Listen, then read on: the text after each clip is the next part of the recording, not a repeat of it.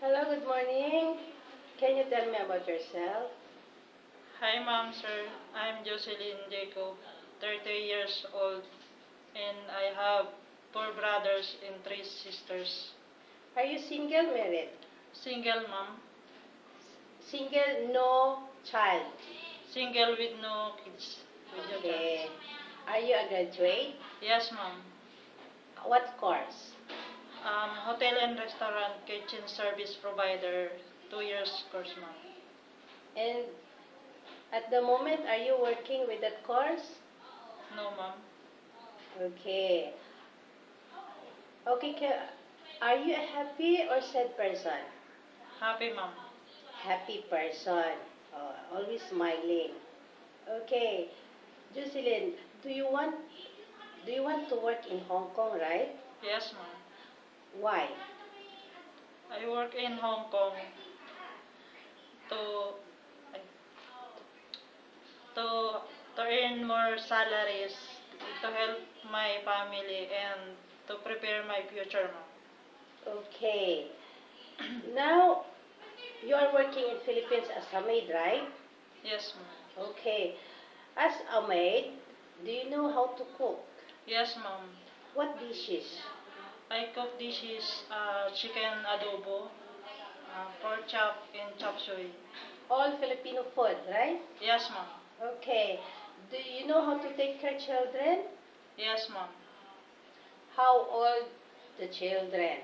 I take care the children's newborn baby until 2 years old. Oh, are you the one? Are you sleeping together with the baby? Yes, ma'am. Okay. Then are you the one feed the baby, change diapers like that? Yes, ma'am. I take care with feeding, taking it a bath, and feeding, ma'am. Okay. Now, do you wash clothes by washing hands or a washing machine? Yes, ma'am. Okay. Do you go marketing? Yes, ma'am. And are you the one decide what to cook inside the house? Yes, ma'am. Not the employer. No. Okay, the employer just come and eat. Yes, ma'am. Okay. What can you say to your prospective employers in Hong Kong? To my prospective employer, if you take me as a helper, I assure you I am hardworking, honest person, and I will do my best to follow your instruction. Okay. And how long do you intend to work in Hong Kong?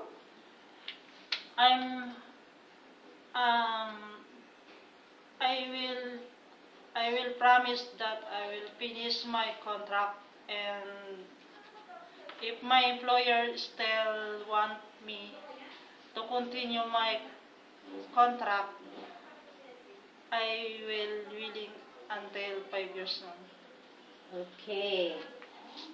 So I hope we can get employer for you. So that's all, and give me a smile.